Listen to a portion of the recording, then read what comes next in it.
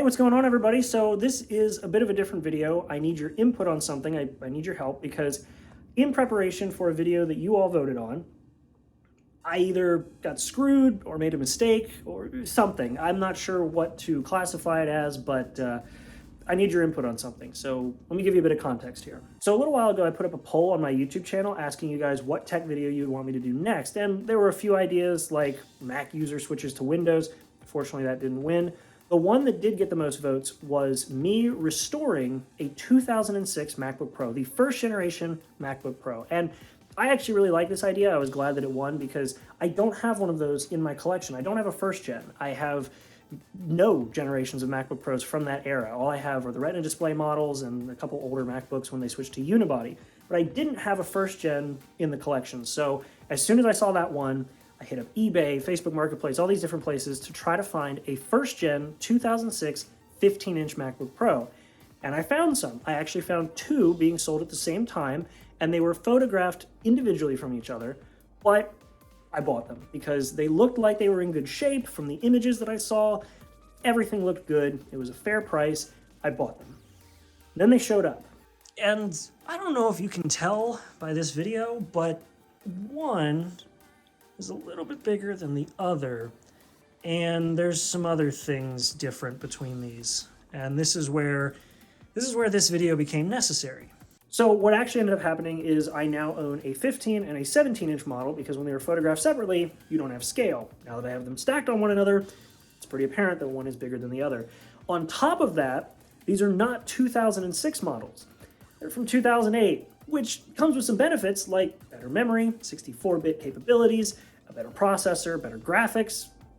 I thought, I'll talk about that in a minute, and a few other additions here, but it's not a first gen, which kind of bugs me, but whatever. And for the first instance of adding insult to injury with this purchase, I bought them as parts only, as is, that's it, all sales final.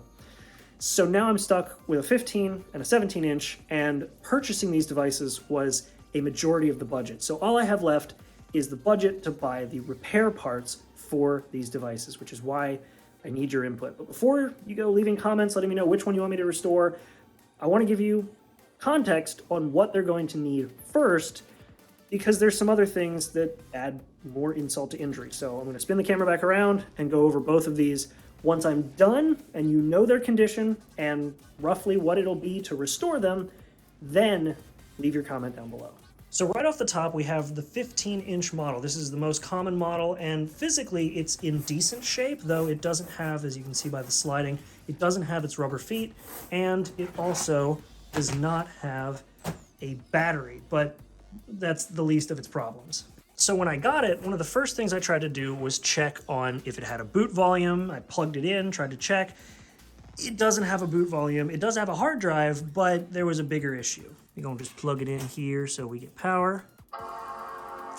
So I don't know if you saw that flickering when it first turned on, but the graphics card is dying.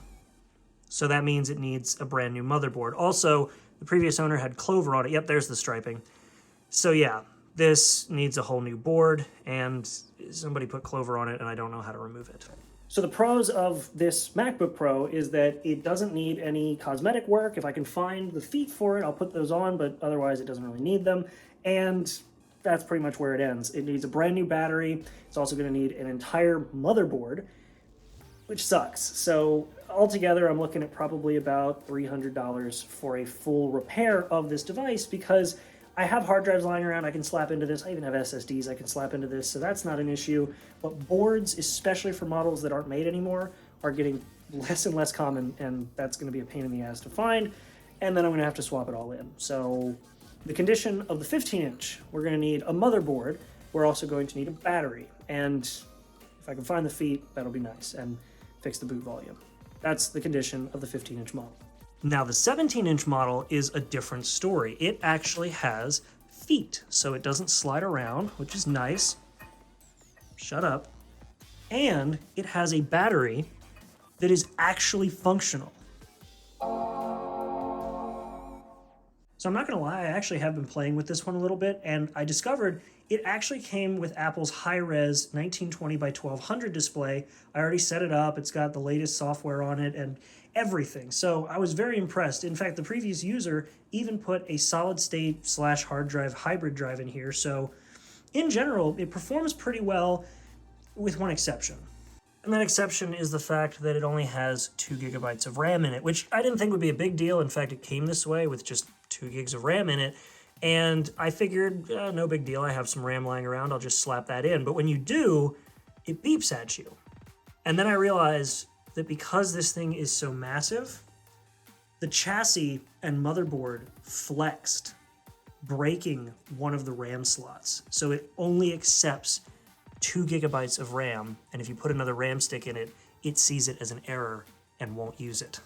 So yeah, the motherboard is bent, and the reason why it's bent and broken in this case is because the entire bottom chassis is bent. These giant 17-inch MacBook Pros only had aluminum supporting them at the bottom. That entire bottom shell was so easily bent, and this is a prime example of that. It was sold for parts, and I was super excited when it booted up, but the reason it was sold for parts was because the board was defective, because the bottom shell was damaged.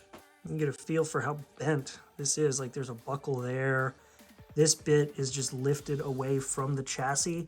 Like, this literally, I can put my thumb here and lift. Like, it is just broken. I mean, just looking at it, it looks like somebody just gave it one good drop, and that was pretty much lights out for the board being fully functional and the chassis being straight. Like, closed up, you can see the chassis is literally bending away from the screen. Like, the screen sits flat when it's on a part that's actually flat, but it bends away where it's bent. Yeah, it's not good. So at the end of the day, with this one, the cost that I'm looking at is, again, another motherboard. So that's about $200+ or more. And this time, a chassis, which I've seen them go as low as $20 for decent condition with the feet. So I won't be losing having the feet, but yeah, I'm looking at basically $20 to $30 is my budget for the shell, and then between $200 to $250 for the motherboard.